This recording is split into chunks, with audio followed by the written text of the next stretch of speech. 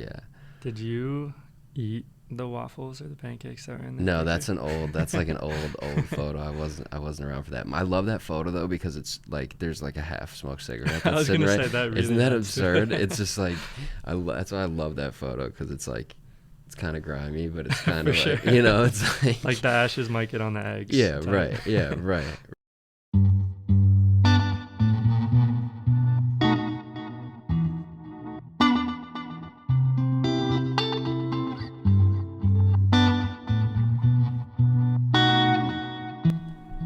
All right, everybody, welcome back to the Kind of Consistent podcast, episode 4 of season 2, I think. Yeah, I'm recording these episodes ahead of time, getting some stuff cooked up. Cool. And today we got Austin Sterpka, aka Dr. Sterp. Bro, welcome to the pod. Appreciate you for having me, brother. Appreciate it. Yeah, how you feeling? I'm good, man. Like I said, first time back in Cleveland in the summer in like 6 years, so. You usually just come during like the winter? Yeah. I was just do that, come for like a couple weeks, and then pop back. It's kind of it's gonna change now because it we used to be working for other people, so it was kind of like hard to take time off. And now I'm like, since I'm free, I can kind of float, and I want to start doing more Cleveland trips. Mm-hmm. Was TMZ the last job? No, like that? No. So, do you want me to go through my whole LA thing? Yeah, I actually don't know. Because Yeah. I don't even know when you moved out. Yeah. I just know you grew up here. Yeah. We both worked with Juniper. Yeah. And Yeah. then that's really about it, other than Okay. like Snapchat and Yeah, then just yeah. like the freelance work that you do outside of that. Yeah. So yeah, run me through it, bro. Why Okay, not? so went to OU, graduated in 17. 2017? Yeah. Dang. How old are you? 28. I'll be 29 this month. Okay. Yeah. It's not that much past me. No, I'm what 23. Yeah, no. I graduated in December. Okay. So. Damn. Just fresh out. Yeah, for real. I so even I guess backtrack a little bit. When I was at OU, when I was a junior, I had spent a semester in LA. Excuse me. What program were you in? So I guess we'll back up even more. So because OU's like one of the only schools, especially at that time, that had any type of like music adjacent programs. Right. Now like BW has something, Tri-C has like a good like production program. Right. But OU was really like the one as far as I knew. So I didn't know that going into. I played hoops my whole life, and I was planning to go to college and play hoops. And then last minute, I was like, I'm good. So the first 2 years, I was like undeclared, just doing random stuff, and I tried to drop out when I was a sophomore. I just was not doing anything, and then started to kind of like look at what majors and stuff that they had there, and realized that they had a good, media school that you could do a lot of things, and I was just kind of interested in editing at that time, so switched into the communication school, and then my first semester of my junior year, I did this program in LA where we spent the whole semester there. It was like 18 or 20 of us, and everybody had like an internship in their field, some music or production editing, graphics, whatever.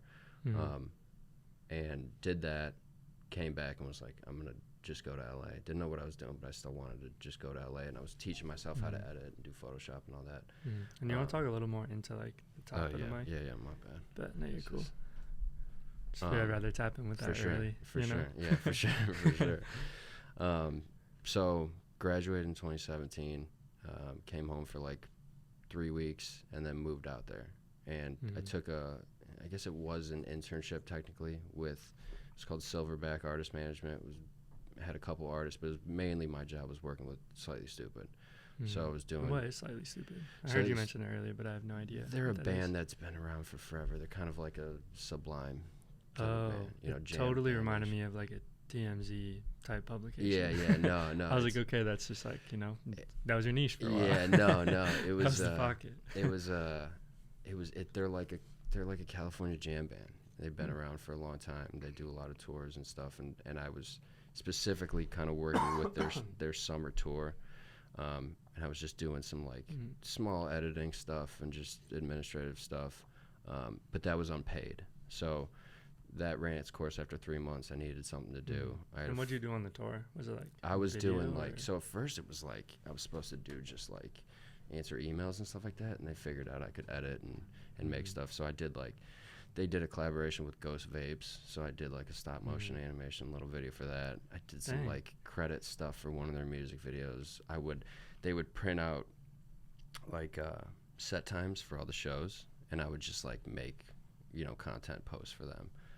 And I would do like merch packages and just kind of anything creative that they needed that was like little that they didn't want to like outsource for. And how did you get that again? Because that kind of seems like more or less a lot of what you do now. Yeah, just with like a lot of people, for whether sure. It's like the high flyers or just people just getting started. That definitely like kind of, that was my like intro to like what I do now. And I don't even know, I think I just was applying for jobs online type of thing, and it was like the only person that would hire me. So I went out there and I did the unpaid thing just to get out there.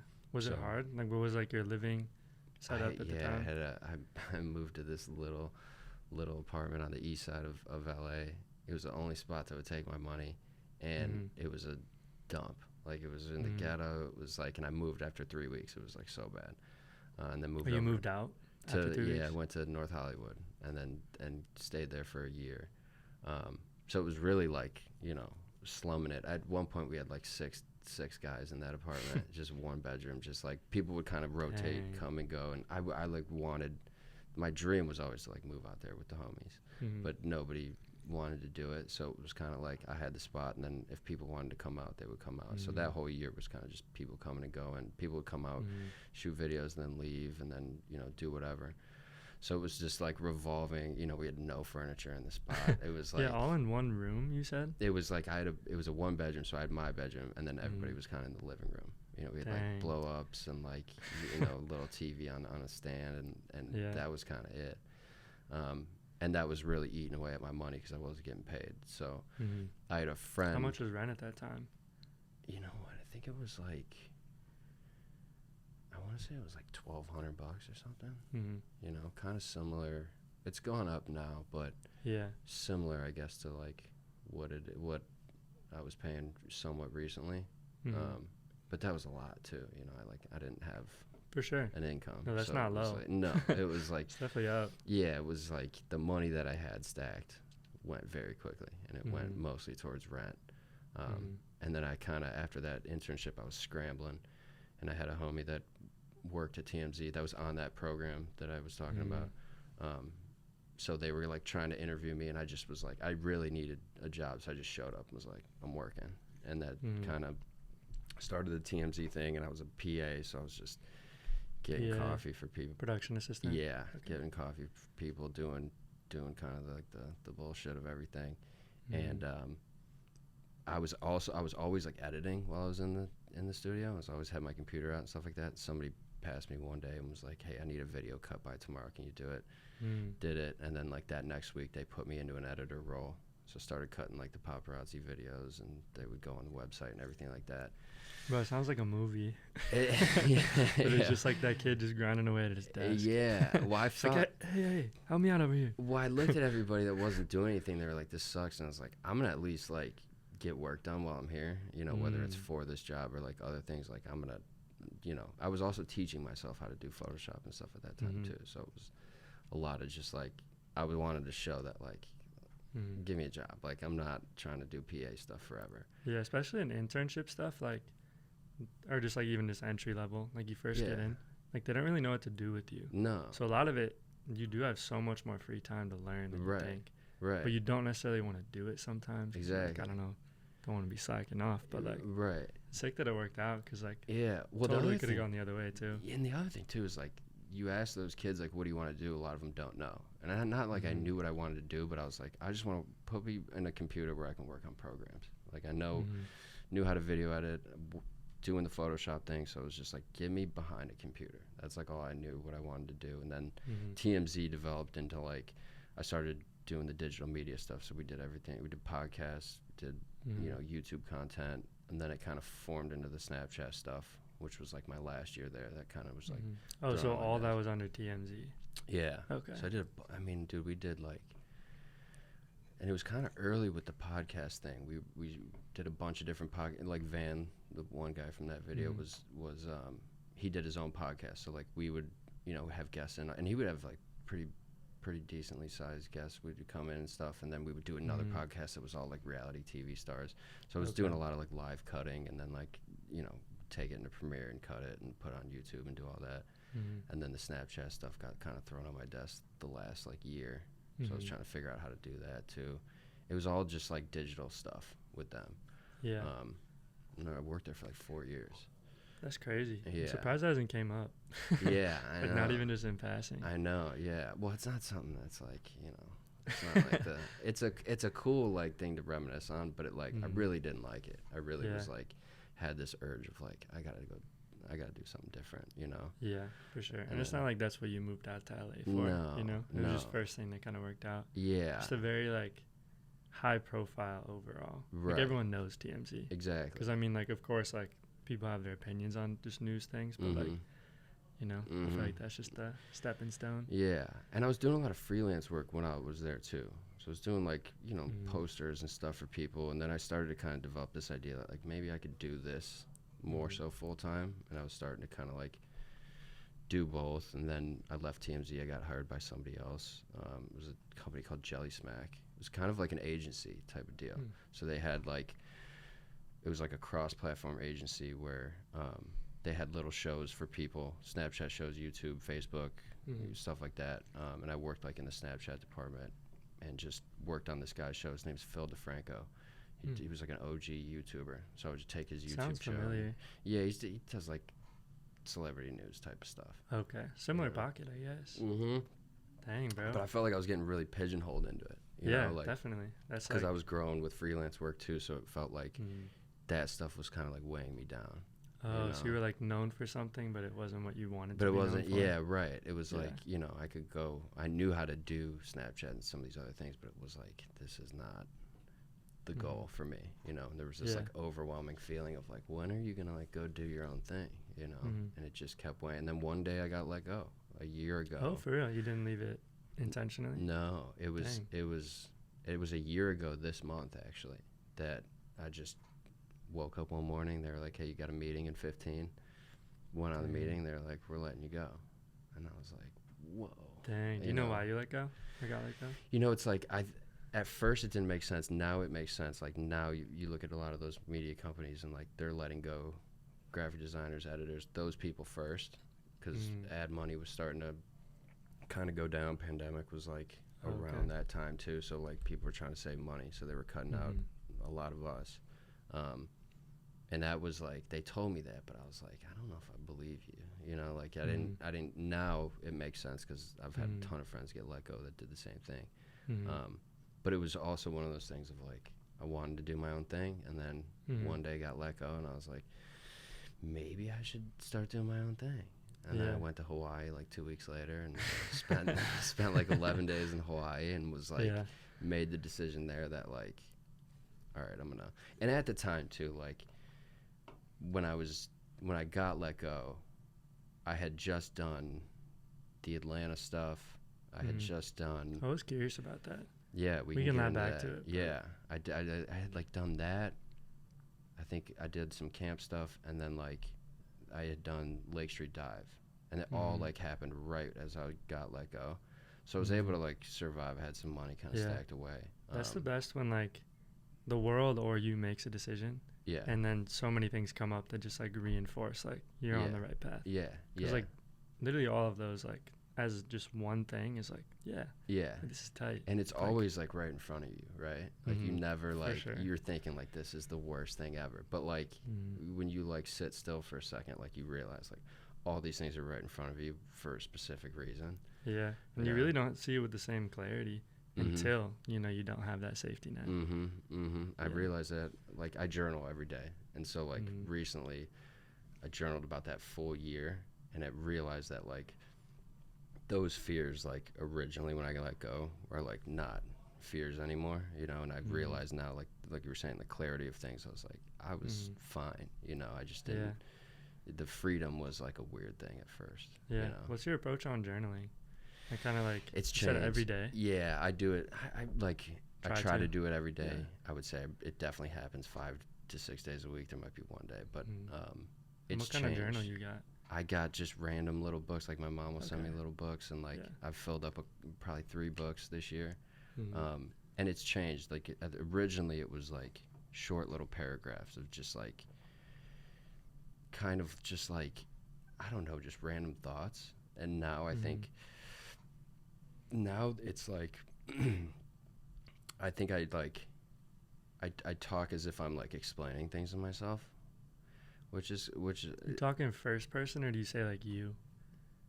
That's one thing I I feel talk in like first person. first person. So like Yeah. I'm. Yeah, Okay. yeah. But Yeah. but I'm saying it as if like I'm telling somebody that doesn't know.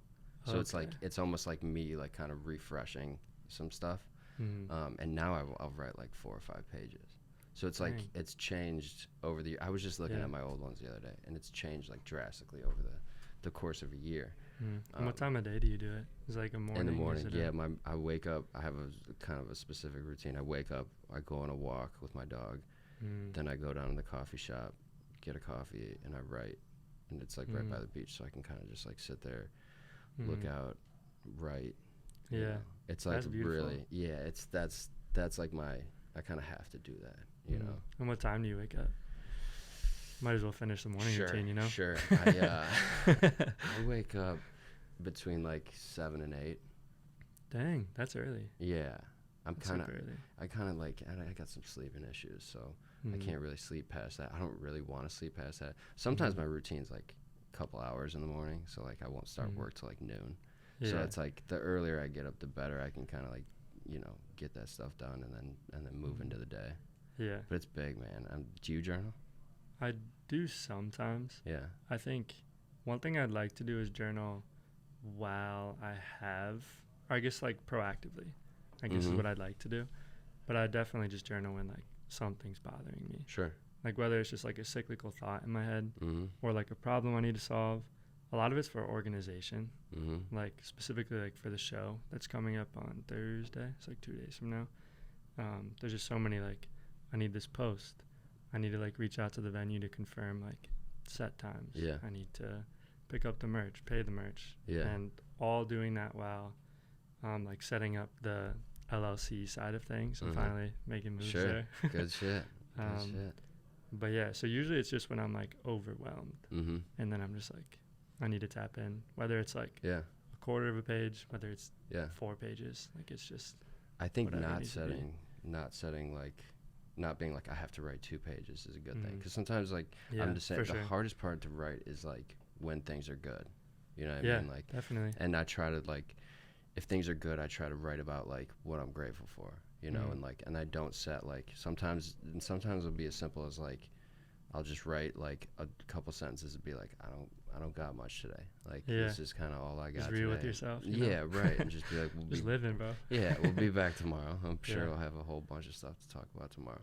So it's like, it's a very fluid thing, and it's taken a year to like, for it to be fluid. I think it was really like. So you really just started like a year ago, you'd say? When I got let go, I was like, Dang. I had so much going on in my head that I was like, I gotta kind of like put it someplace, and then went to Hawaii and was like really started to like put things down on paper out there and just like start to like at least give it a space to like get out of my head for a second. You know what I mean? Yeah. And it's like huge, man. It's a huge part of my routine. Yeah, and being more like gracious is, I think, something we could all benefit from. Yeah, dude. I never really journal when I'm gracious, but I usually do this thing. It's like right once I get home, usually it's late. It's never at like a 5 p.m. It's like a 11 p.m. Pull up to the crib, and like I walk around the house, and then just like stand, kind of like look outside, look at the stars, look at dark clouds, whatever it is. And I try to say like 3 things I'm grateful for. Sure. Yeah. Whether it's like my girlfriend, it's grateful for like people like Tommy who let me in a space like this at Cheddar Studios. Even just for like an able body, just to be able to like do all that stuff. Yeah. And it's very hard to do, but very. I think it's just like, not everybody's so lucky, and like even we're not. Like it just comes in waves. Yeah.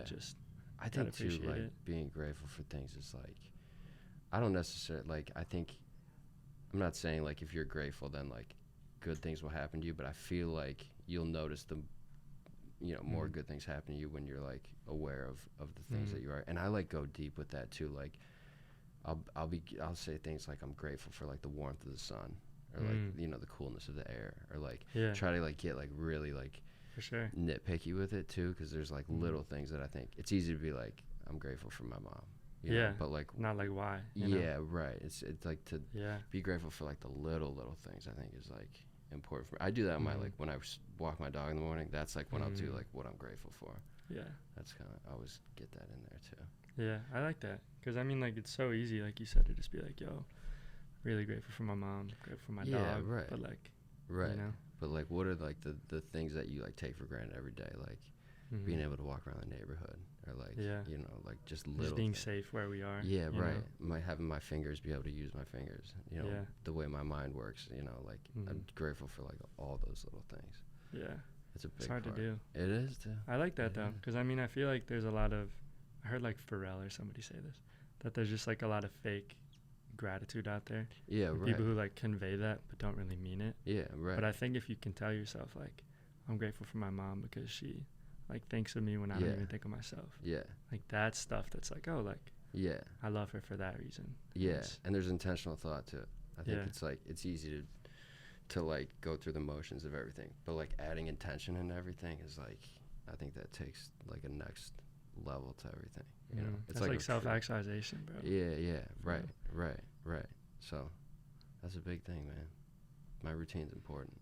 I like really am big on my routine, and if I get thrown off my routine, then it kind of like screws everything up. Do you take weekends off?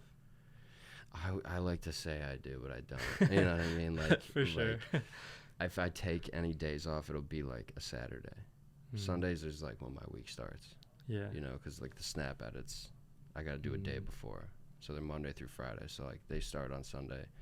It's hard for me. Like, you know, I just set up this studio in my apartment. My roommate moved out. So I have a 2-bedroom. So like the extra bedroom is the studio now. And I've like really fallen in love with being in there. So like even when I'm like not supposed to be working, I'm still in there. So it's like, it's hard to say when I take days off. Like, but then again, I'll take a Tuesday off, you know, or like just when you need it. Right. You know, it's not having a schedule is like you can take more time off, and I guess working for yourself. In that way. Right. So you're getting the LLC set up? Fuck yeah. It's so a lot of it, I probably won't get into like too much just because, you know, actively working on it. But I filed for an LLC with him actually, with Tommy at his old studio.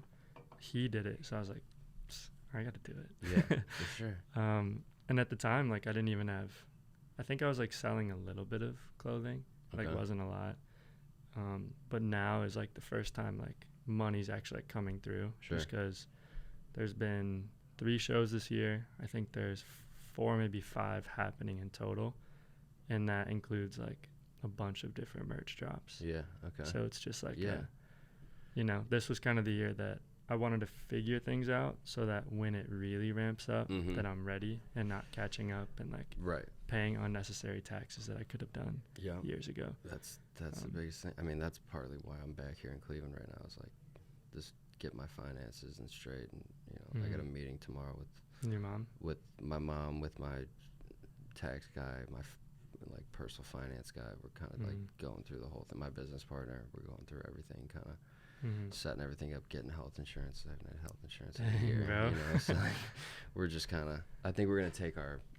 So I have an LLC and then I have an LLP. The partnership is a partnership.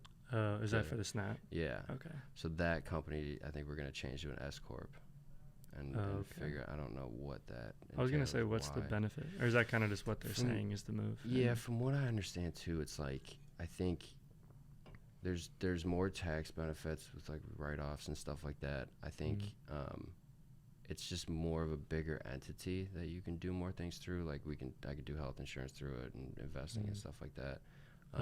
And I think it also too has to do with like that business, you know, does well financially. So I think you know, we have to do taxes in a different way than we would if we were an LLP. So it's a multitude of things. I don't exactly understand why. I'm just being told that that's what we got to do. That's almost like, always what I go off of. It's just like, because I know there's so much to learn, and like kind of our wheelhouse is like the creative stuff and like not the money.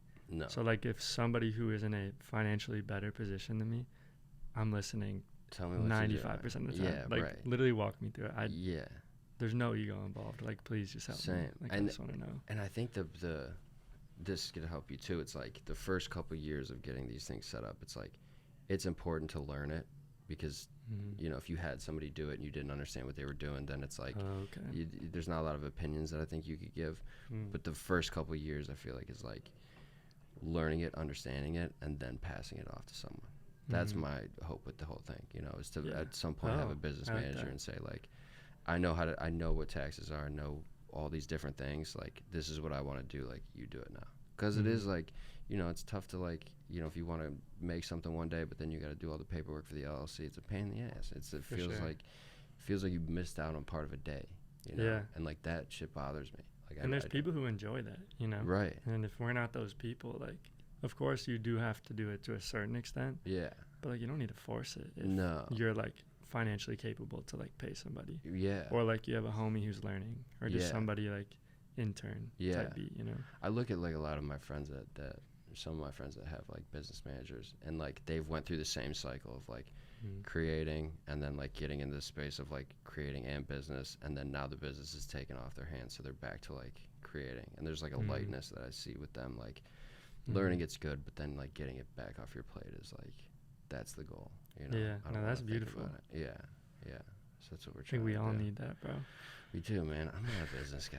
I don't know how to do any of this stuff, you know. We weren't taught this stuff. It's like it's a lot of things too. That's why like I kind of keep like older people around me, because like they know more, and like I constantly have questions, and like I need someone that's like gonna put me in the right direction, you know. For sure. Because if not, I'll be just doing the bunch of dumb shit. But, you know what I mean? It's like I need some older people.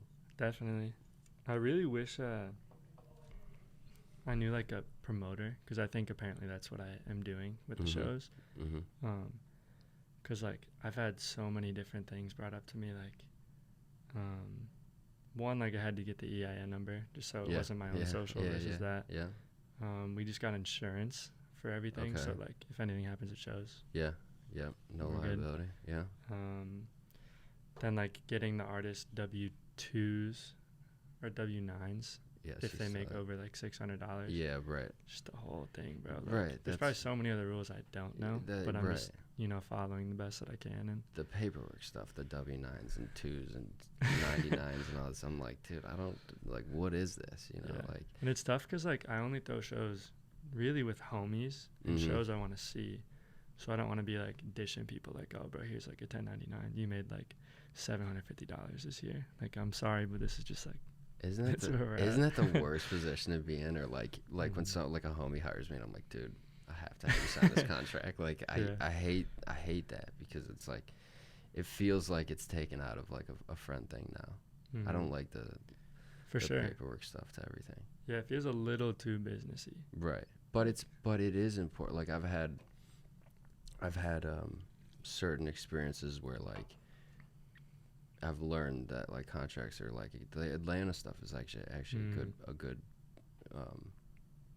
point, because like we didn't do a lot of paperwork with that, and then at the end of it there was a lot of like muddled things that were happening, and like you know, like with licensing and stuff, licensing stuff, like where like, you know, that whole project was really supposed to just be for social media, and then it got extended to like print, and like it was, you know, all the artwork for the premiere event and everything, so like was different deals, and they kind of dropped the ball on doing paperwork, so like it benefited me, you know, we made more money doing it, but like it was a big learning curve of like contracts are important, you know, the print's a different deal from social, and all these different like all these things that like I had no idea about.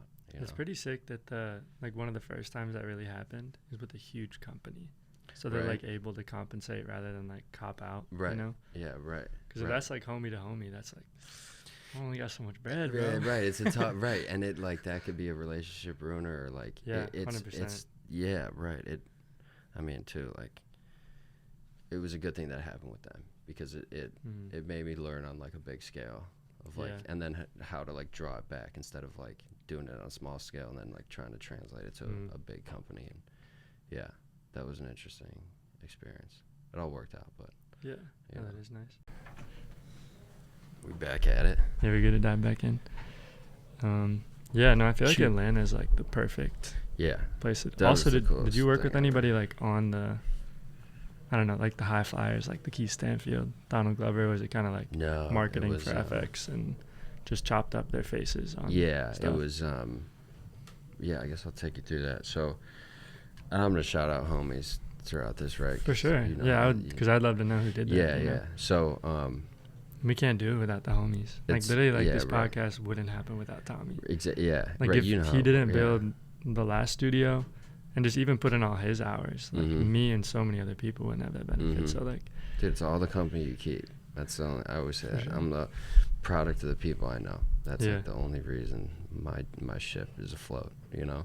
For sure. Like if Tommy was one of my best friends, bro, like, who knows how far anything would be. Right. Like we wouldn't even be sitting here right now. For so many reasons. Right. You know. It's good to that's a thing of gratitude. You know. Yeah. Like realizing those people and giving those people props. You know, like. Yeah. Definitely. I'm not gonna sit here and say I did everything. Like there's no way, man. You know. Yeah. Because I wouldn't want to do everything. Yeah. No. You know? I want a community of people to like reach out to and help. But the one of my best friends, his brother-in-law. His name's Chase Heverlow. He goes by Shady Buffalo. He is the best photographer that I know, and he's a freelance photographer, but his main client is FX, and he shoots all the social campaigns for all their shows. So he's been shooting Atlanta for years, and he just came to me one day and was like, we're doing season 3. Like, I had this idea of maybe you doing some collage stuff. Like, here's some past photos of them. Like, let's pitch them something. So. I got old photos of I think we just did Donald, Zazie, and Lakeith.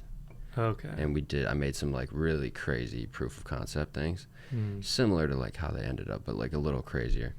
And they were cool with it. And so then he had went and shot it, and they gave me all the photos, and they were like, you select the photos and then just like make things. And they gave me like, you know, they were like the seasons in Europe. You know, each like guidelines. Yeah, they showed me like some gallery shots. Yeah, season 3. So I'm like halfway through right now. Are you? Yeah. It's super long-term watch though. Yeah. Because it's such like you gotta digest it. It's a heavy show. Like it's one of my favorite shows. Yeah, it's very just Donald Glover-esque. Yeah, you know? Just something that's like not at all face value. No. You just gotta dive deep into it.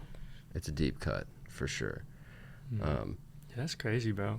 Congrats, cool, like, man. Of course, like, shout out to homies for getting you there, but just, like, congrats thanks, man. That's so tight. Yeah, I got a lot of, the coolest part was, like, got a lot of love from people, you know, like Hero, one of the dudes that directs a couple of episodes. He reached out to me, which was kind of rad. Dang, that's Lakeith reached out to me, which was cool. He's probably like one of my favorite actors. He's a G, man. He's such a G. Like, he's so good on that show. Yeah, like his character on that show is so funny. Good, dude. So good. Yeah. So you know, I picked some selects from that, and Donald had you know, final say over everything, and his collage was the only one that he really made some changes on. Like we picked this like weird photo of him. And I was like, the original one, I'll have to show it to you if I have it, but like the original one was crazy. He had like his hand in this like really weird position, and I like put some like pills, like he was like throwing pills, and like they were like, nah, like they're like, that's not exactly what we're gonna do. And he made me change like that photo of him, and it wasn't like, it was like the marketing team was like communicating this, so it wasn't like me and him were talking. I was gonna say that'd be sick if he was just like texting you. That would have been crazy, dude. Fucking making me look like right, yeah. That would have been crazy. Wild. But yeah, those were, and all those were like hand cut stuff too. And that one I went crazy with, because like I would make things and then put those in the thing. So like, for example, like I think it's the Zazie one. There's a deep in the back, there's a toaster, and there's like money stuffed in the toaster. And so I would sit and like make like these like imagery things, and then like put it in the collage, and then I would like make more. Like I also found these like pill bottles, and I like opened the top of it like in Photoshop, and then like had like this big like weed plant, and then there was like things coming on the weed plant, and then I would like put that in the collage. So that was like super deep. There's a lot of like depth in those pieces. I need to check that out. Yeah, it's. I've seen them all, but I haven't heard you can like dig the deep in them. background. They get crazy, and each one's different. I think like one's London, one's Budapest, one's Amsterdam, and one is something else. Paris, I think is the other one. Yeah. I'm only like 5 or 6 episodes in. Yeah. I'm not sure. I just remember, I forget if it was season 2 or season 3, but the intro episode where the kid was being like bad to his mom, so his mom said like, I don't want you anymore. Yeah. And then he got picked up by the white family, and they said like, oh, sing a song for us. Yeah. I feel like I'm Gucci Mane in 2006. Yeah. That's probably my favorite moment from the entire show. Yeah. I think that's 3, isn't that? It might be 3. I think it is. Because I think like Donald Glover or anybody wasn't even in that episode. Yeah. Then that's 3. Yeah. For sure. I'm just really snailing through that season. Yeah. it's a. I mean, that's a one you got to watch a couple times. Yeah. You know, that thing gets deep. That's my favorite project though that I've done. Is that one. What would you say are other notable projects? Because I mean, like obviously you can say Caamp. Yeah, all the Caamp stuff has been is there's some good stuff that came with all the Caamp stuff. Plus those are the homies, so it's like the I don't know, the Lake Street Dive was cool because I kind of like listened to Lake Street Dive since I was in college. So that was like, and that project was basically given to me by Dewey Saunders is another person that like I think he's like Dewey Saunders. He's pivotal in my career. He's from Cleveland? No, he's from so Philly originally. He lives in L.A. Did you just like start like a photo thing with him, or just? He just did a show that I was just at, but he did like he's a collage artist as well. He's most notable for he did the Malibu cover by Anderson .Paak. Oh, he did that's Venice tight. and Malibu. That's really He tight. did The Wizard by Future. He did some Lake Street Dive stuff. He's done a bunch of like crazy stuff. But he couldn't do that project. He tossed me that project, and that was like that's another notable one that I really like because that one too also kind of like marks the beginning of like my full-time freelance career. So that one is like pretty important to me as well. And what all did you do so far for Lake Street Dive and Caamp? Like what would like project, single, even just like things you've done on? Lake Street was just so that was like the follow-up album to a cover album that they did 10 years ago. So it was album cover, vinyl, CD. The singles were just basically the same as the album cover, just different colors. We changed the background out. Okay. So that I was remember like, that now because usually you post like the vinyl. Yeah. So that was like a full build-out project. Caamp goes deep because like for Caamp I've done Officer of Love, which was like a big one. Bro, can I tell you a story about Officer of Love? Yeah, go for it. Yeah. I was literally just talking to my girlfriend about this. I think last night. So I'm like really huge on like certain music impacting like my Spotify Wrapped. Sure. And I think I found Officer of Love like 2 years ago, or 2 or 3 years ago, just probably like close to whenever it came out. And that ended up being like my number 4 song of the year because I fell asleep listening to it. I couldn't tell you anything about it. No way, it was just running. It got like 89 listens. I just fell asleip, bro. That's classic, dude. I got a bunch of those too. Yeah, that was. I think I did that cover when I was on mushrooms too, if I remember correctly. Because we did the music video for that too, which I also was definitely on mushrooms for that. Did you do it, or was it like collaboration with? It was their creative director. I'm good friends with. She like directed it and storyboarded it. Her husband animated, and then I made all the collages for each scene. So it was like I don't know, 12, 15 different collages / scenes. What was the last one you did for Caamp? Didn't you do something similar recently? I helped with the Lavender Days stuff, so that was the last album they did. So that was album cover, 3 singles, vinyl, and in that vinyl, that started because I was supposed to just do a fold-out poster for the vinyl, which is like this insane.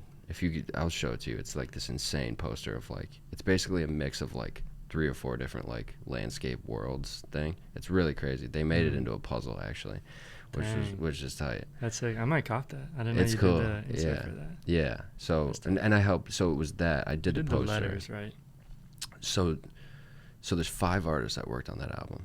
One person did embroidery, which all the letters and stuff. Okay. The keyboard player painted stuff that we chopped up and used. Me, Stephanie, the creative director, and then Brothers Design Company, who drew like the girl that's on the cover. So it was like all these different. So like I did this. We were supposed to do this poster, and then it was like all these different artists together, and I ended up just helping with everything because she needed help. So it was like we got paintings, we got embroidery, we got some collage stuff, we got illustration, and it was like I helped just like put everything together. And so like the embroidery, for example, she just did every letter. So then we would go put the tracks together, like, you know, individually, each letter through that. So that was like a full build out thing. But the thing with the Caamp stuff too is like they each have solo projects and stuff that they work on. Does everybody have one? Yeah. How many people are in the band? Because I know some Buck. So so the original was 2, Taylor and Evan, and then it grew. Matt, the bass player, was added, and then now Joe, the keys player. So it's 4 of them now. They tour with 5. There's a drummer, but it's basically 4 of them, and so they each have their own projects. So like I've done all the Sunbuck stuff. Evan, those are tight, bro. Thank you. Tight. Those are fun. I mean that project is like really really fun. The music's amazing, and like we've done a bunch of studio sessions, and the Sunbuck stuff is really cool. Yeah, but I remember you telling me you did that for the first time when I was lining a baseball field. Really? Yeah, I think it was the day the project dropped, and then we were just catching up, probably for some Juniper stuff. Okay. And then, you know, I forget which. I think it was the whole project that came out. That was just the day. Yeah. No shit. Okay. We just super vivid memory. Yeah, that's crazy. Lining a baseball field. Yeah. Did you eat the waffles or the pancakes that were in there? No, that's like an old photo. I wasn't around for that. I love that photo though because it's like there's like a half smoked cigarette. I was gonna say that. Really Isn't that absurd? It's just like that's why I love that photo because it's like it's kind of grimy, but it's kind of like you know it's like the ashes might get on the eggs. Yeah, right. Yeah, right. But that was all. That's a credit to Taylor too. Like Taylor's very visual in terms of like what he wants out of album covers and stuff like that. You know, so he'll send me a photo and be like, "This is the album cover.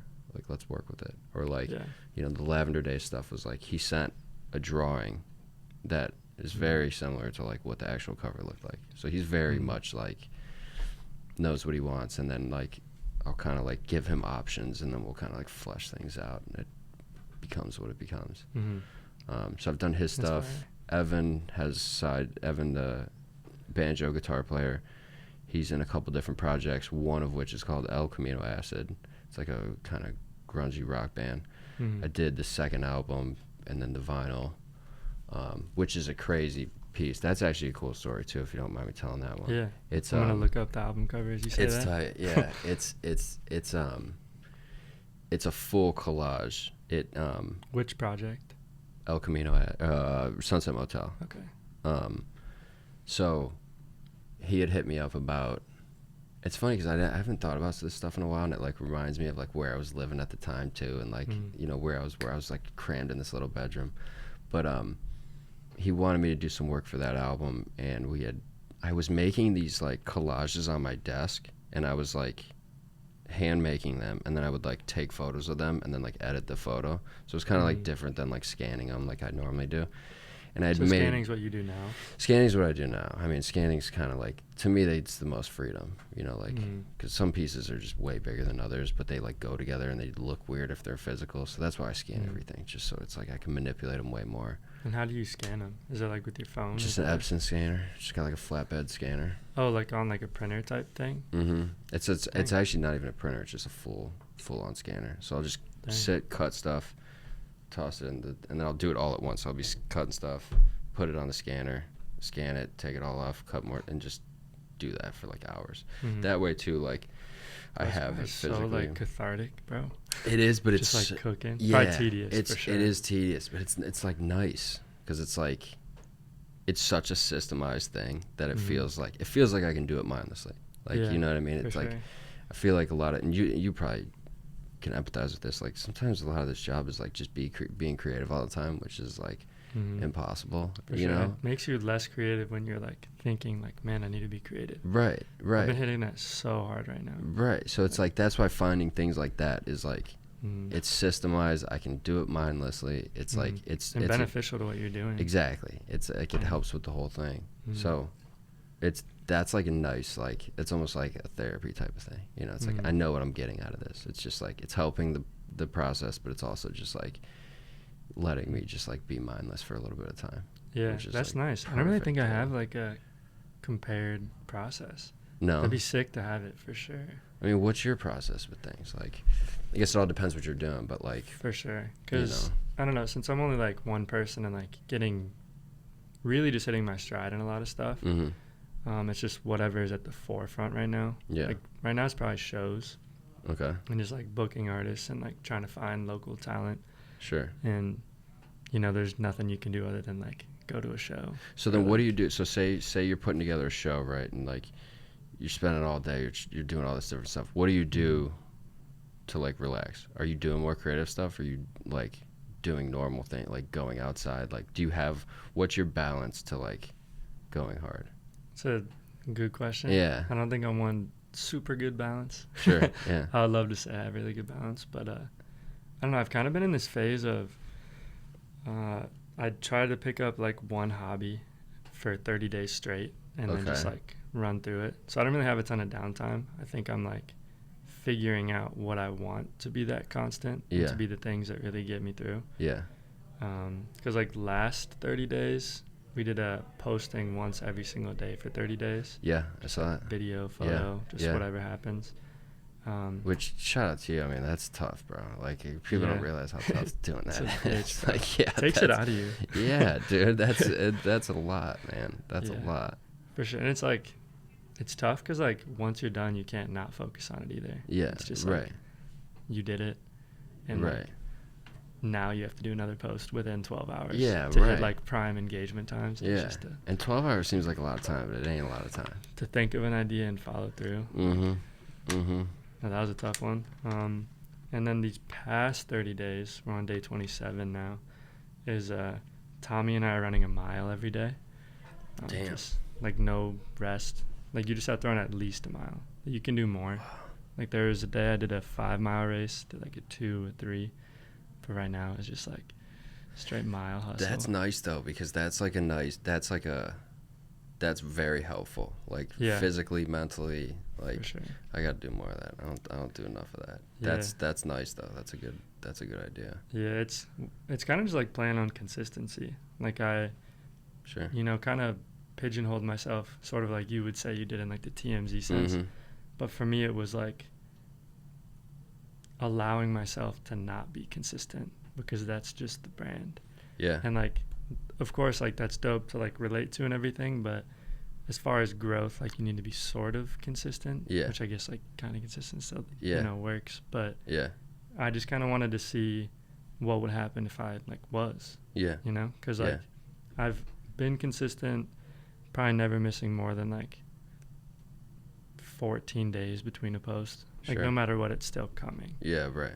And, you know, just got to try it, see what happens. And it's interesting you say that because, like, when I was, like, it's different now, but, like, when I was first really, like, first couple years in LA, I was, like, really trying to figure out, like, I had this thing where, like, I'd get really, like, in my head about, like trying to be consistent. And it would be like the consistency was always trying to like do collage stuff, right? But then like sometimes I like wouldn't want to do that, so I'd go like shoot photos, or I'd go like edit a video, or I'd go like do different things. And I always kind of looked at that as a bad thing.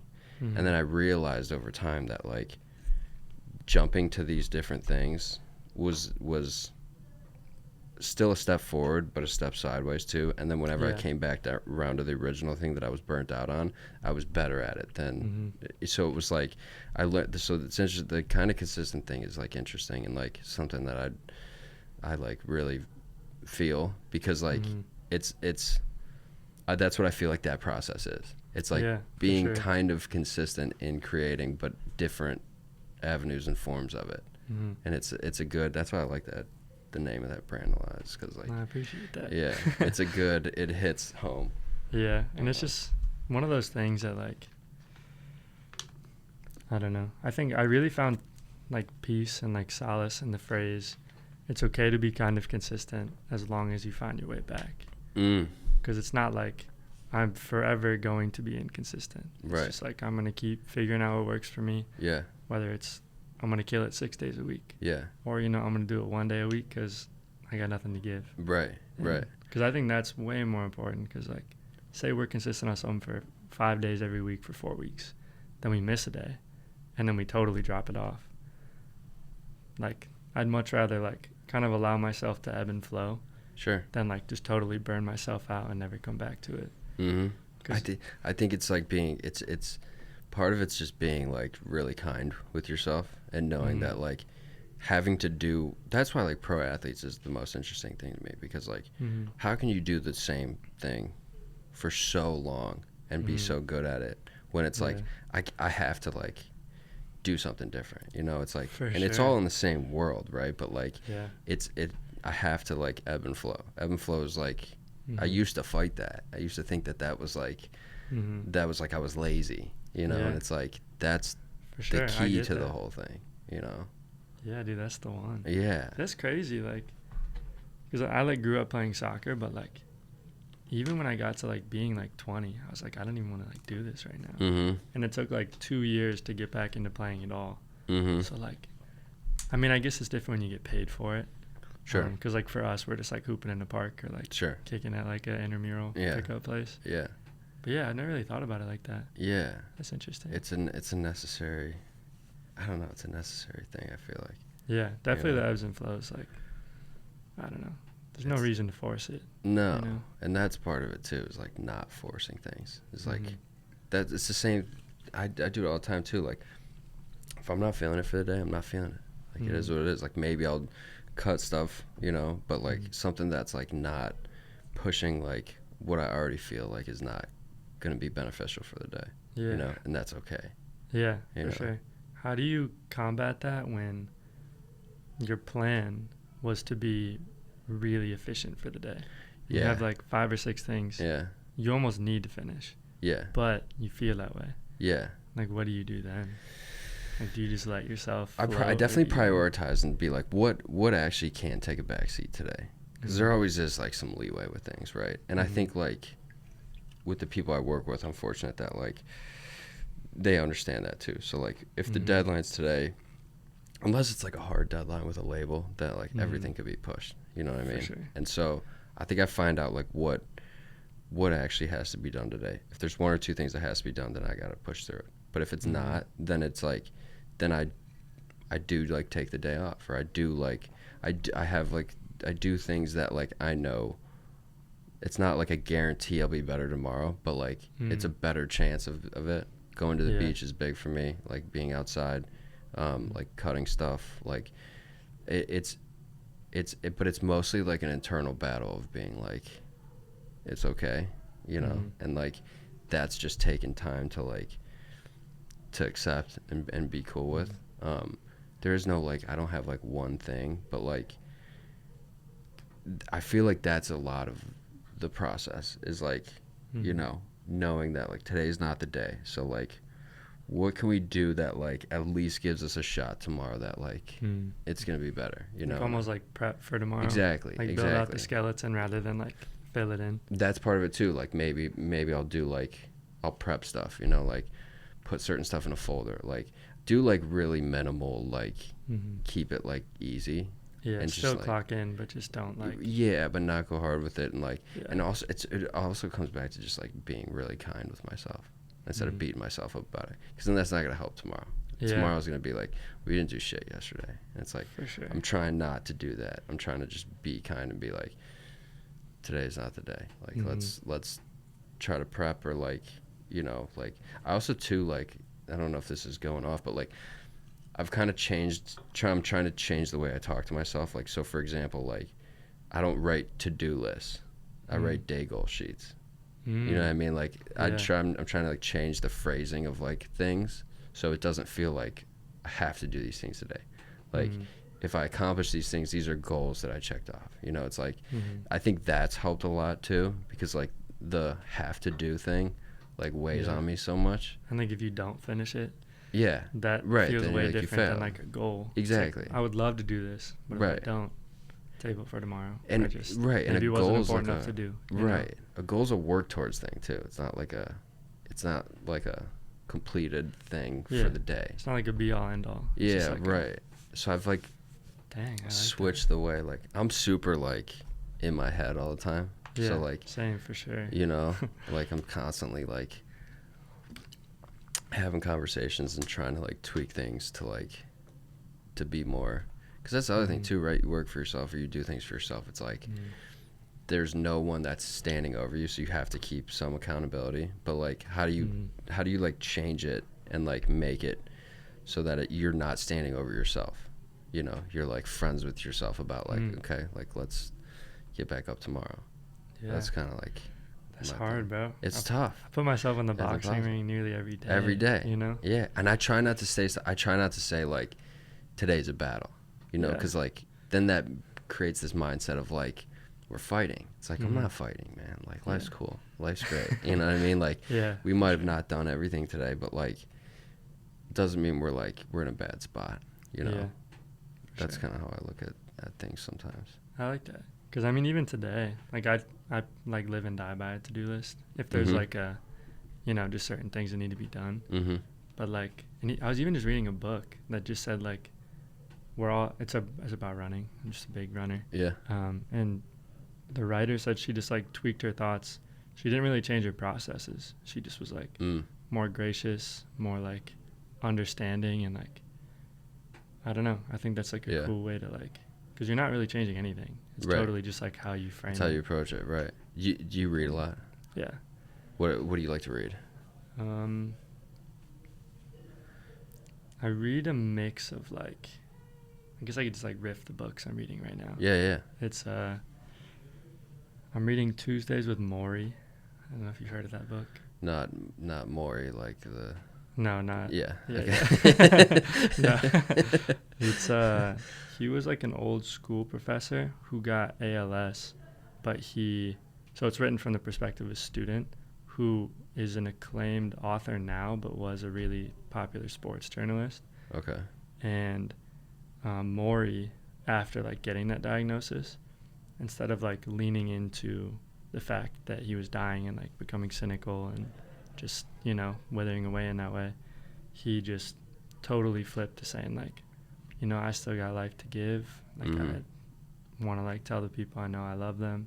I want to like spend all the time that I can. Mm-hmm. And that's, it's hard not to come away with a good message from that book. Yeah.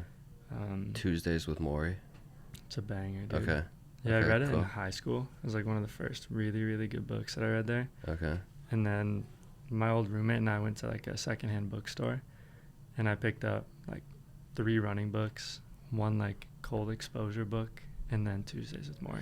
Running books, what does that mean? Like talking about the science and health of running, or like what is a running book? It's a good mix, I would say, because you can do like totally physiological approach. Yeah. But for me, I love hearing the perspective of somebody who's like a really accomplished runner. Okay. And just hearing like, I forget what exactly the book I'm reading is, because it was like $3. Like it was totally a whim purchase. Yeah. But she was like the best runner in her like middle school, best runner in her high school. Then when it came time for college at the States meet before she like graduated, she underperformed. And crazy, a lot of it was actually about her mentality. Like she was in it, like in her head. Yeah. And then now she's at the point where she just moved to like the Alamos. Okay. And then is just like pursuing running, and her coach is all about like, it's going to be a great day. Yeah. No matter what is happening, like, we can do it. Yeah. And like just, apparently she went on to be like a really accomplished Olympic runner. I think maybe the most decorated woman runner. Okay. I'm not 100% sure. I'm not there yet. Okay. Yeah. We'll see. Yeah. Reading that. I'm reading it's another running book, another $3 one. Cool. We love it. Yeah, sure. It's how to run your first marathon. Okay. Are you gonna run a marathon? Yeah, for No sure. shit. My goal is to run a 100-miler. Just by the time I got a homie that does that, and Really? let me tell you, dude, it's the craziest thing I've ever seen. And he's tried it like 3 or 4 times, and he hasn't hit 100 yet. So he's done the races. Dude, you should talk to him. Yeah, oh yeah, he's done a few of them, and it's like the one consistent thing that he says is that like deep when you start getting into the 70s miles, you're like, he says like you get put in a position of like you're hallucinating to a point of like. I would love to see what happens there. Dude, you should talk to him. 'Cause he actually lives in Medina. That's crazy. Yeah, he's like he works at this I don't think he works there, but he goes to this CrossFit gym all the time. Route 18. That'd be nuts. My old soccer coach owns that gym. Is it a CrossFit gym? Yeah. It might be. I don't know what the gym's called. I'll give you his info. He's like one of my best friends. He's a fantastic dude. Yeah. And he's talk to him about the 100-mile thing because it's crazy. It's crazy, dude. That'd be really cool to know because Tommy and I actually set the goal to run a 100-miler because he did a documentary on somebody who did it. And I think, and also he sent me a David Goggins video like 2 years ago. That guy's nuts, man. But he gets you wired. Yeah, he does. He's. If I lived with that guy, I feel like I'd be the most in shape, best version of myself. You know what I mean? Yeah. There was a point I like took his mentality a little too far because he's like his whole thing is like do the things you hate to do. Yeah, right. And I was about to do a run with my little brother. It was a Red Bull Wings for Life run because I used to work for them. Okay. And you just like had to participate. Like they said like, yo, you should just run it. Like here's a free entry or whatever. In the morning of the race, it was probably like 6:30 a.m. I was like looking at an option to eat cereal or to eat an omelet. One of those is way more desirable. Yeah, right. Yeah, right. But in my head, I was like, I gotta do the things I don't like to do. Yeah, right. And I'm like, I'm off the rocker, bro. Yeah, right. Yeah, ever since that happened, I'm finding new idols in that. Sure. That's that guy's an extreme case, man. He's nuts. He's good to look at. I had a book for you that could be good though, that really like kind of changed the way I thought about things. My mom's neighbor sent this book to me. It's called What to Say When You Talk to Yourself. And it's all, I guess technically it would be like a self-help book, but it is basically like learning about your subconscious mind and how you speak to yourself and like how to reprogram your mind to like be kinder to yourself and like, and it's really helpful. And I read it and like, that's why I do I don't do the to-do list. I do the day goal thing because it's just like, and I gave it to my friend and he like really loved it. It's a really interesting book and it like really breaks down like the way that you talk to yourself. And it's helpful. Yeah, no, I love that because like, I mean, our subconscious is just like so in control with the things that we do. So I would love to just like, I don't know, that's the stuff I love to hear about. Yeah. Like it's almost like philosophical in a way. Oh my God, yeah. And like I've always really like thought that way, but I think sometimes it's hard to live in that. It is, for sure. And to just keep in touch with it, really. For sure. And just like be aware of how you want to live. For sure. Constantly be like monitoring and. Yeah. It's definitely like a check-in type of thing. You know, it's like, it's hard to like be on it every single day. And I think that's like just natural, you know, but like the check-in. Flows, bro. Yeah, exactly. That's what it comes back to. We're not all David Goggins. Yeah. You know? Yeah. Dude, I was looking at this logo. This logo is crazy. The which cheese. That's a great logo. Yeah, it's the OG. Yeah, I don't know which one. Is there a new one now? I think so. It might actually be that. I'm not sure. I don't know, because I have so many iterations of stickers. I don't know if I have any of his on this, but like, this is my first ever sticker. Okay. I was going to ask like, about are you thinking about trying to sign artists at some point? Definitely. What that means, I don't know. Yeah. Because I would love to do a collab album or a compilation album, I guess. Okay. Like have like the homies that are artists come through, make music, and just like. And put like unreleased stuff or like brand new stuff on a. Dude, that'd be cool. Be so tight. That's actually really cool. Let me do the artwork for that. Yeah, absolutely. That'd be sick. That'd be so tight. I'd be honored. That would be so sick, dude. I love that idea. Yeah, there's that. I would love to work with like artists closer in that way. Okay. But it's just figuring out like who, because like I think the most like reasonable person to say I would like manage, which is essentially like label, if that were to be what Kind of Consistent is, would be my friend Liam Brock. Okay. Like I almost don't want to do that, at least yet. Yeah. Like I just want to, you know, be homies. Yeah, right. He's pursuing his thing. I like help him to my greatest ability. Right. I do my thing. He helps me to my greatest ability. Right. And like maybe, I think that's the most likely. Yeah. But I really think it'd be tight to like manage somebody, not that I've never met, but just somebody like, you know, that I really just believe in, whose music that I've heard. Yeah. Who like I'll have conversations with them and they just like energize me. Yeah. Yeah. That'd be sick. Because I think I don't know. It's hard to find the right recipe, but it is. Yeah. I think I'll get into management at some point. I could see that. I could see that. I thought about that with you and your brand. I thought about that. I could see that for sure. Yeah. I think we talked about that recently. Yeah. Yeah. Because I could, not saying that you like would or should, but it would make some type of sense. Yeah. For you to manage somebody. Somebody, that's not your pocket. But somebody asked me to do that, and I was just like honored that you think I could do that, but not something that I think I would do. You know, it's just a lot of. I think it reminds me of like trying to handle the business side of my businesses. You know, it's like. Yeah. It's that's real. It's of like something that I can do and think I would be good at, but because I understand artists. But I think it would take away from other things I'm trying to do. Because at the end of the day, at least for me, like I'm trying to like at some point in my career, I think what the thought was as I move like in my 30s in the next couple of years, it's like I want to be a gallery artist. Like at some point, I don't really want to do like I'll probably always want to do album covers and stuff like that. But like I want the focus at some point to be a gallery artist. Like I want to go all over the world and put my artwork in galleries and like do shows. That'd be so tight. Yeah, and you could do that with your album art too. You know, for sure. That could be like for sure. Maybe your debut one is all the albums that you did. That could be a cool. I saw when I was in Hawaii last year. I saw this really interesting gallery. I forget what it was called. It was, you know about the Maui fires that just happened? Yeah. I stayed in that. That was the town I stayed in last year. Really? Yeah. And so like. Dang, bro. So I went to a bunch of galleries while I was there. There's like so much art in that little city, and there was one little show that was, it was underneath actually. It was Mick Fleetwood's bar. It was like underneath it, and it was this. It was all photos, but it was like all outtakes from album covers from back in the day, like Petty and like all those guys. Dang. Like, so it was like these big. So some of them were like big framed, like they called them contact sheets. So it would be like 70 photos, and it would be like they'd go in with a marker and they'd circle like the ones that they like, or they'd X out the ones that they don't like. And it was like these big prints of like all these like contact sheets. So it was like all the unused photos that didn't make it into the album art, and I thought it was like a genius gallery show. I'd never seen something like that.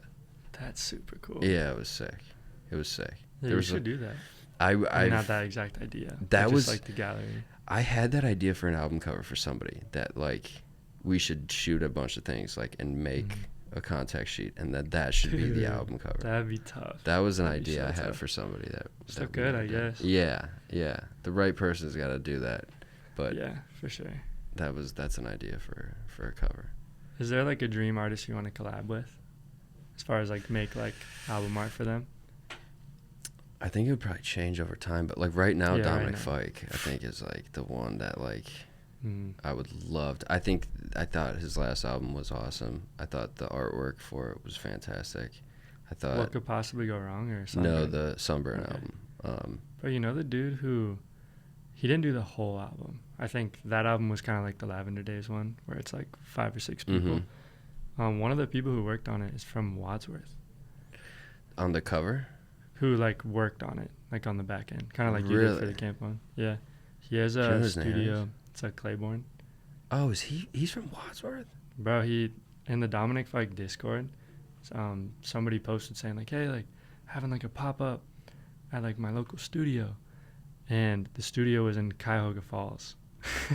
Whoa. So, yeah, Whoa. Because I'm familiar with his stuff. I mean, I follow him. Yeah. You know, I didn't realize that. Yeah, dude. Yeah, I see him at like random Akron stores, like just Whoa. thrifting, like sometimes. That's tight. Yeah, we're not like big homies or anything, but we're at least like acquaintances. Yeah. Like I saw him at a Dom's Chicago show, and he was like, That's sick. That's Yeah. sick. I But did it's- not realize that. Ohio runs deep, bro. Dude, It's Ohio deep, runs dude. deep. There's a lot going on in Ohio, and Mm. like I know a dude from Charlottesville that is good friends with Dom and helped with some of the music. Dang, dude. You know what his name is? His name's Sean K. Sean K. Yeah. You know what he helped with in particular? I don't know what he helped with in particular. Because Dom's like the one, bro. Dom's the guy, man. Dom's He's the just the guy. one. He's the one that like he sold as a merch package. It was like a photo zine. I bought it. The Oh Daniel one? Yeah. Yeah. Oh my god, it's awesome. It's like one of my I keep it in my backpack, so when I go places, I keep it with me. That's a big. He's Dom's one of those ones though that like I would love to work with him. I'm trying to think of who else I would love to. I mean, like, dude, I've always wanted to work with rappers.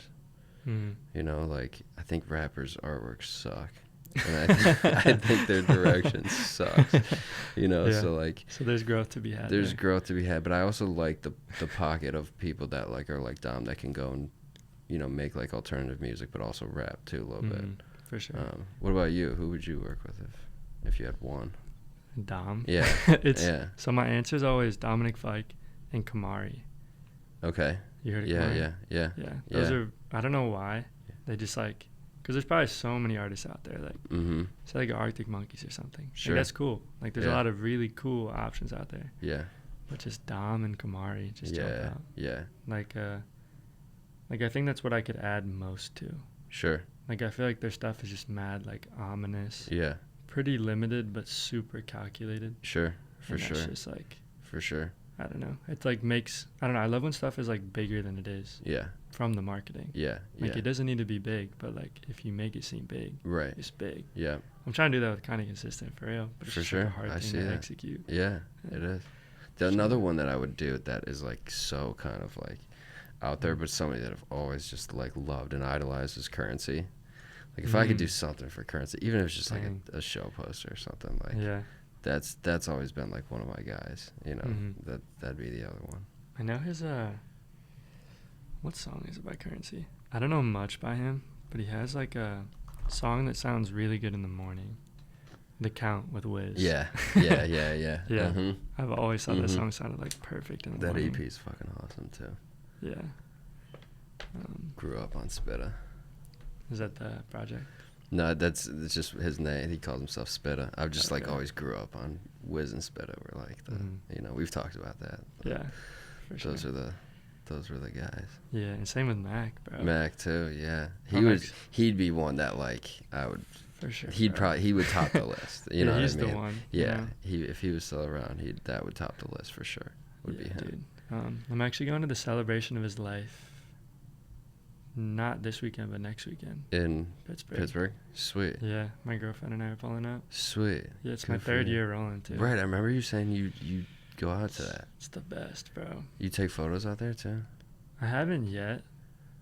Take a couple maybe. photos for me. I You know? want to see some. Will you go around and do like everything? Like go see Frick Park and I've mainly done everything now, okay. just 'cause like 3 years. Sure. And I just went on a trip with my girlfriend again at I think it was just to Pittsburgh, but like off season time. Okay. So it wasn't like, you know, close to this anniversary. But yeah, I went to Frick Park, Blue Slide so many times now. Sure. The after party's at a place called Spirit. Okay. I don't think it has anything to do with Mac. It's just a venue. Yeah. But literally the event is like from 4 to 8, DJing Mac stuff in Blue Slide. Wow. Then 10 to 2 a.m. you're in like a concert venue, DJ ripping all Mac stuff again. Wow. It's like people played or last year they played Inertia. Do you know that song? Yeah. Oh yeah. But they like played the deep cuts. Deep cuts. I wonder if Like- they'll play any like unreleased stuff. I don't know if they did. I would love that. I'd love that. Dude. I would love really that. appreciate that. Did you buy the Watching Movies vinyl? I The want- vinyl? Yeah. Not Did the 10-year. I have the vinyl For sure. I Are you wanted to get talking the about 10-year one because Yeah. it's got that unreleased song. Which one was it? I think it's called The Quest.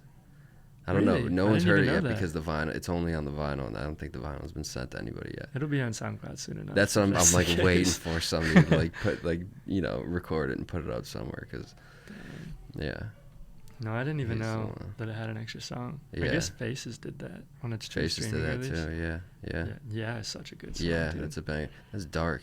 That's a dark For the cut. whole album. Yeah, I mean that I always say album's like if you crazy see me good. listen to that, I'm not okay. Yeah, right. Yeah, right. Like something's right, probably right. wrong. I know, dude. That project is nuts, man. I just went out when Scott was out in LA just a couple months ago. I think I remember you telling me this. Yeah, we stopped by the studio At city mansion. the Sanctuary. Yeah, yeah.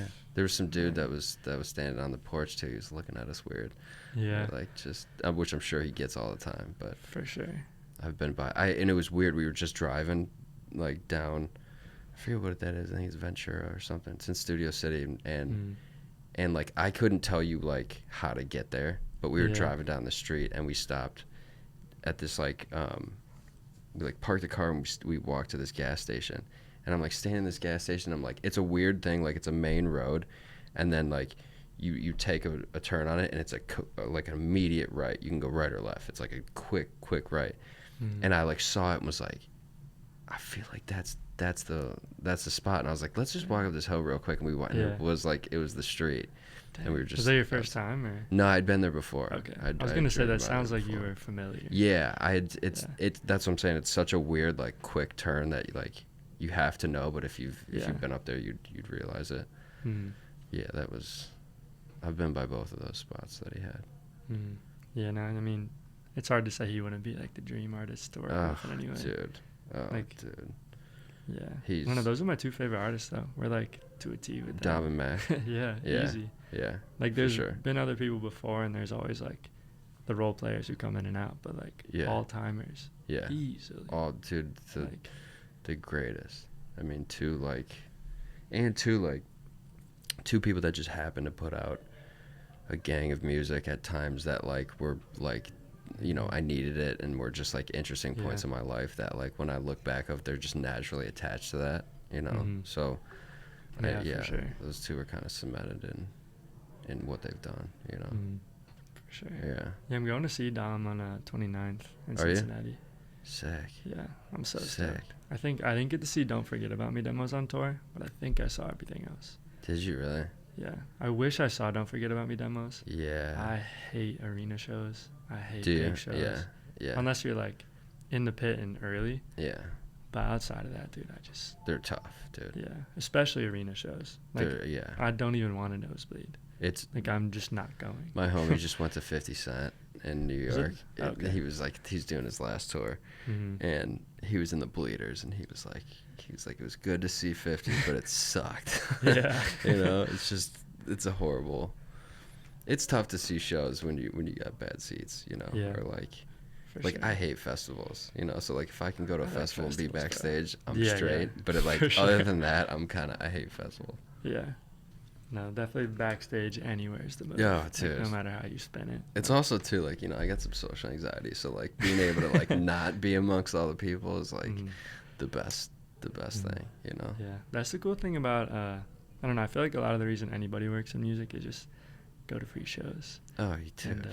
Because I'd go to shows naturally, so like to be able to go to shows, and too if it's like people that you admire or people that it's like it's nice to be able to go like support people. Yeah, for sure. And I think that's like the best recipe for a show. It's just like whether like for me, usually I trade like I'll do a write up for a show for a free ticket. And just like that's a good hustle. Yeah, I don't tell too many people, but I if I know an artist and I just want to see them and don't really want to like see it, or if I don't want to like actively write while I'm like looking at it, I write it the day before. Really? And I like, because usually like I have like a formula. I won't say the exact formula. Yeah. But I just kind of like share my personal experience. Okay. And then I say like, then the artist did X. Okay. And then I'll write a note during the show and then just. Will you write stuff during the show? Yeah. No shit. Yeah. If you would have seen me in my early days, entire article during the shows. No way. Yeah, it's crazy. It's That's like, nuts. Yeah, it's nice because like it simultaneously takes you out of it, but immerses you deeper than you've ever been in a show. Because like Whoa. you're like looking for like the nuance of like why an artist is good. Right. Like why is the energy of this room better than it was for my last show? So like when you write during, it's really cool to like just drop in. Like you don't have anything else to think about. Yeah. But it's hard to reach that. That's like a Oh, I bet. nirvana type state. Right. Yeah. Like I was in that like flow state for a while. Then do you ever like the next day you go back and you're like, this is trash? Like what was I Never, talking bro. about? No, it's always like it's always on point. I think I just know I couldn't do better. Mm. It's like the way I kind of approach things, even with like the sticker, with just the simple CI, Mm-hmm. like this was the best I could do at the time. Mm-hmm. And like that's how I look at almost everything I do.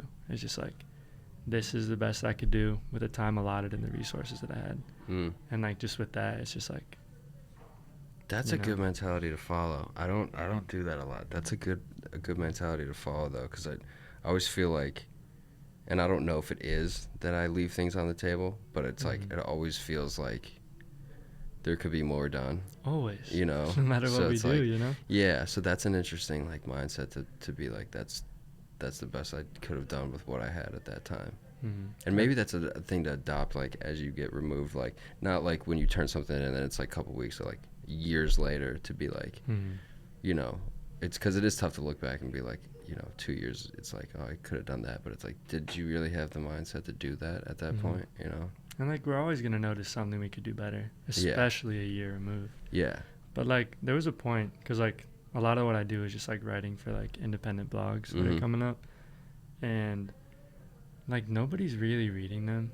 So it's almost like blogging is totally a pursuit of like just love, like a labor of love, is what people say. And like with that stuff, like I can get so in my head. I'm like, oh, like I fucked up. I wrote that.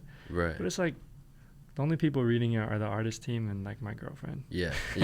So it's like, as long as I feel like I'm putting my best foot forward and just like giving the music the just appreciation that I think it deserves. Right.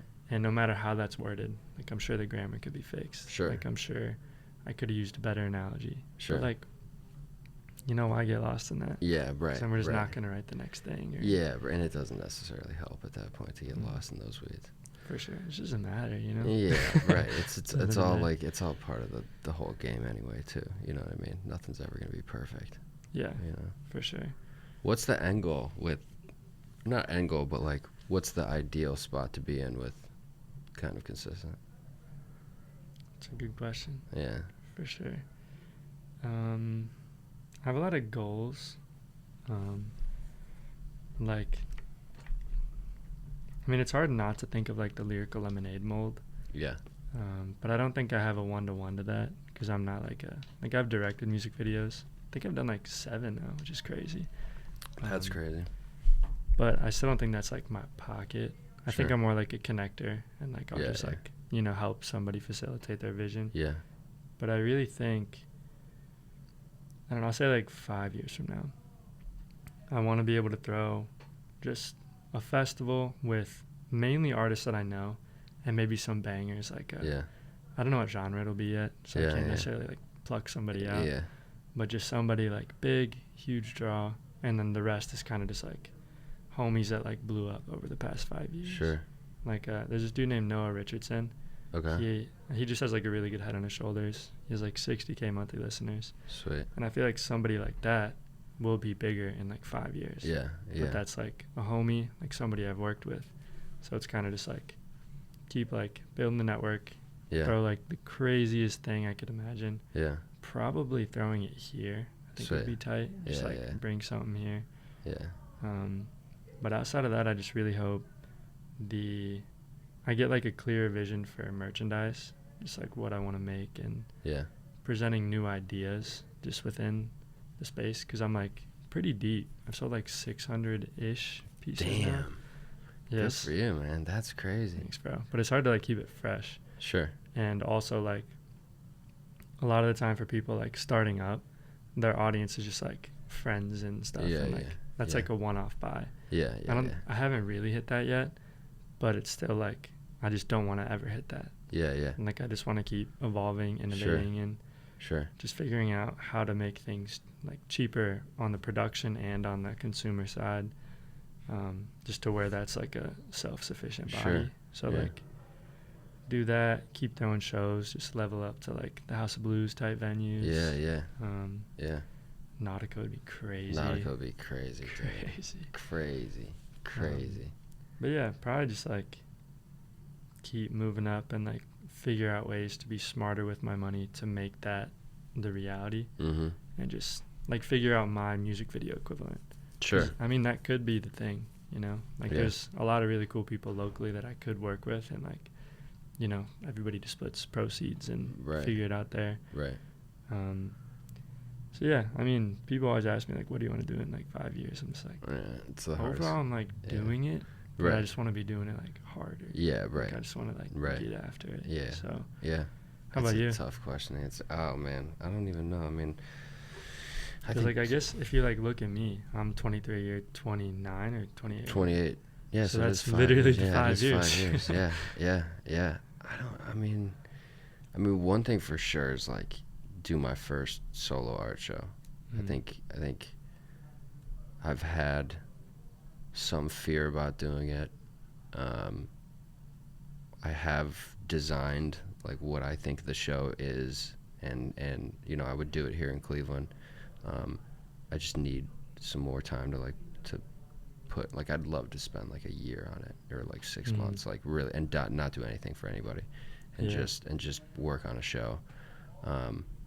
And I think you know, expanding who I work with and doing, like, I really want to just do full build outs. Like, I like doing singles and stuff, but like I'd love to really just be the guy that does, like, if you hire me for your album, that means like I'm doing everything.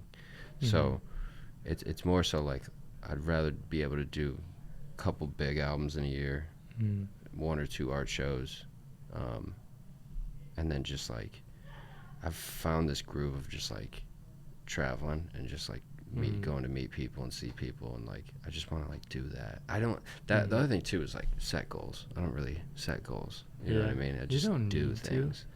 It's like I don't know, as long as you like have forward momentum. Right. And that's kind of just what the I'm always direction falling back. I think is more important than goals. Exactly. Honestly. Exactly. I think it's just keep I don't know, man. I think you know, finding peace is always the goal, but like how to find peace through like being able to work and not take on 1 million projects, but like do X amount of big projects a year, and then like split the year with like doing my own shows. I think is like where things are going to head, you know. Yeah. I want to mostly it's working for people, you know, but like I want it to be more so 50-50. Yeah, like working with rather than for. Yeah, right. And gallery shows are, to me, is like that's where I need to live, partly, you know. It's like I want to put on conceptual shows, you know, where it's like it's a whole thing. It's a gallery, you know, it's an event space. There's, you know, everything's curated and like you know, themed out, and like that's like the kind of the goal. And that in itself is like this place where like all the people I've met come and like mingle, you know. That's kind of the goal, like at least the 5-year goal. Yeah, I like, because 5 years is really not that far. No, it's like, not. It's really just building blocks now to get to that 5 years. Right.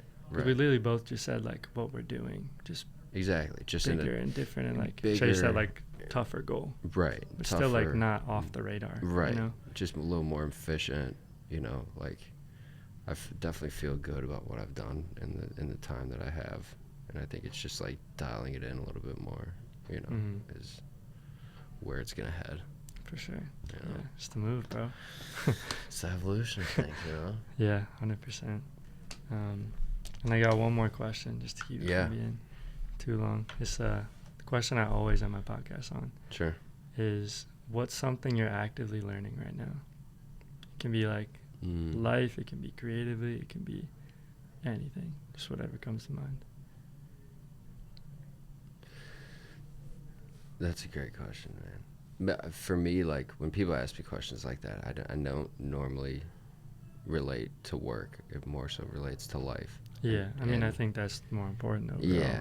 Yeah, and I guess it is tied into like It is life as to well in a work way. and so, yeah. But I think for me, what I'm trying to learn is how to be free.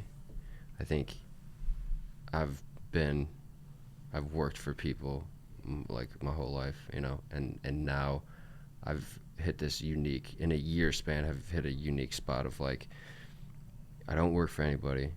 I'm at a point financially where I feel free, but and that freedom was always what I wanted. But I've learned that the immense amount of freedom is a lot harder to deal with than I thought. You know, it's like it's almost too much sometimes, and it's not like I'm not grateful, or it's not that like I would trade it. But I think a lot of freedom is a hard thing to control, and I'm trying to figure out how to make that freedom like work and like and feel like peaceful with it, because the freedom is created. Like I think about a year ago, I had a lot of fears of like not having systems connected to me, but now I don't have those fears, and now it's learning about like how do I like be free and peaceful.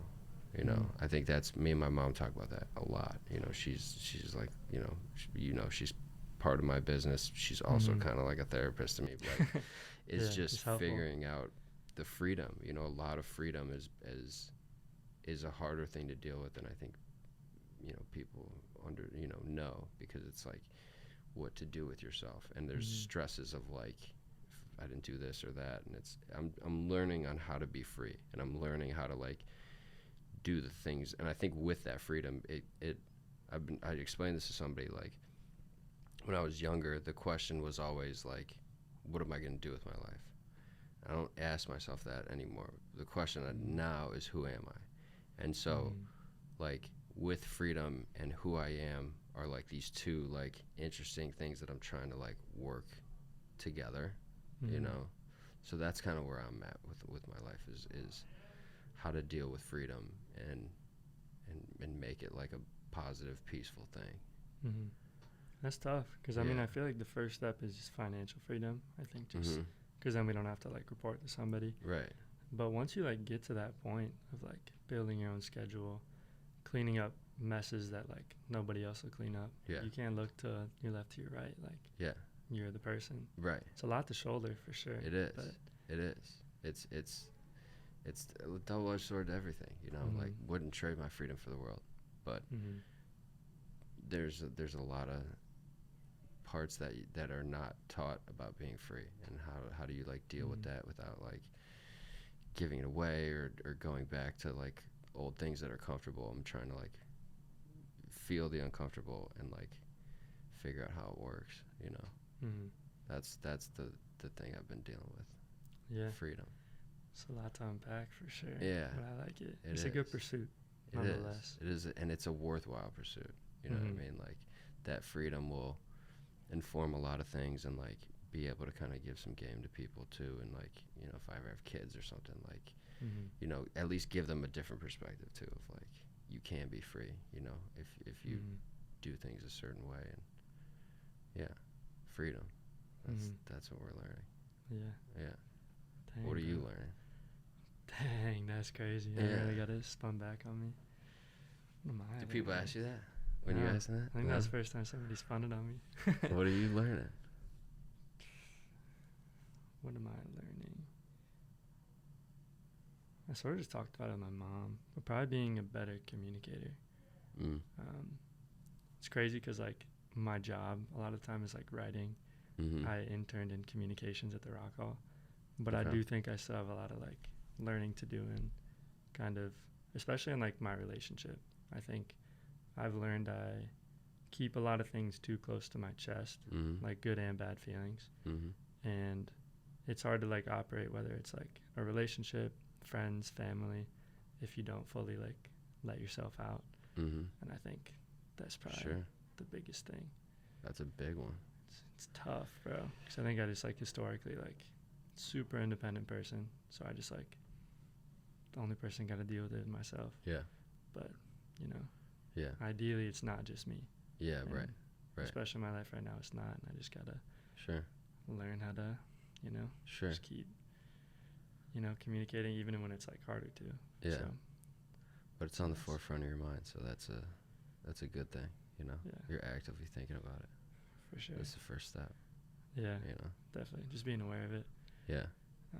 But yeah, I guess where can people find you? You got anything else coming up? Got any projects you're excited for that are out or coming? Yeah. I guess you could find me on all socials at Dr. Sterp, Dr. Sterp, Sterp.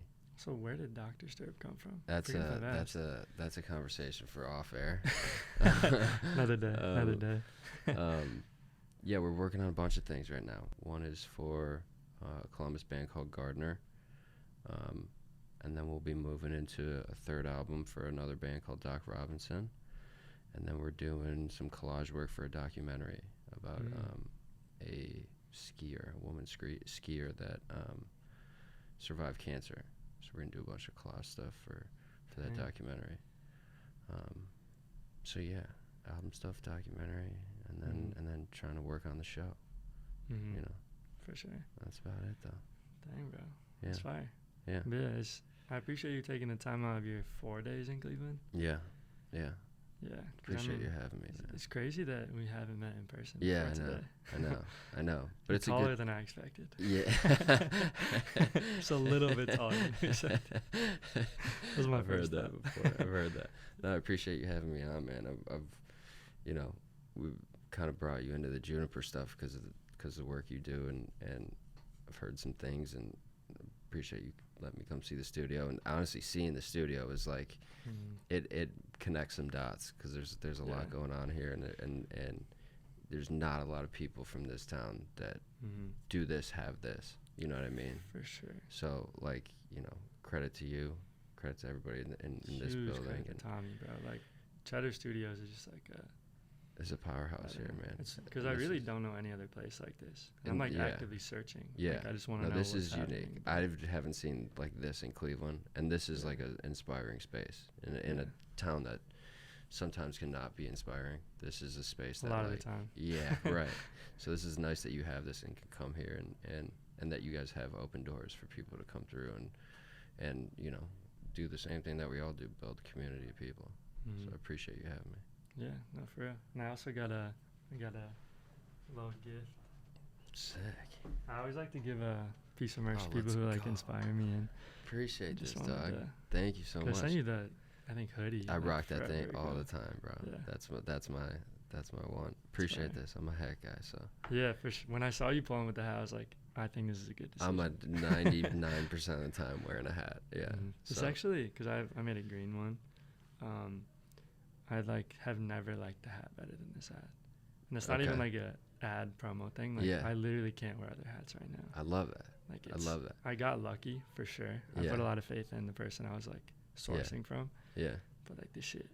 Dude, Sucks, bro. it's nice to, cause sometimes you feel weird about wearing your own shit, but if you can feel good wearing your own shit, then Yeah. you're doing something No, right. it's hard to want to wear stuff because a lot of stuff I do feel like, I don't know, like I didn't have like, not full control. I don't know. This just feels like the most me. Sure. I I don't know. love Just so comfy. the Like, texture to it too. This is a nice like. it's like elite dad hat. Vibes, Sure. you Oh know, yeah. like, Oh yeah.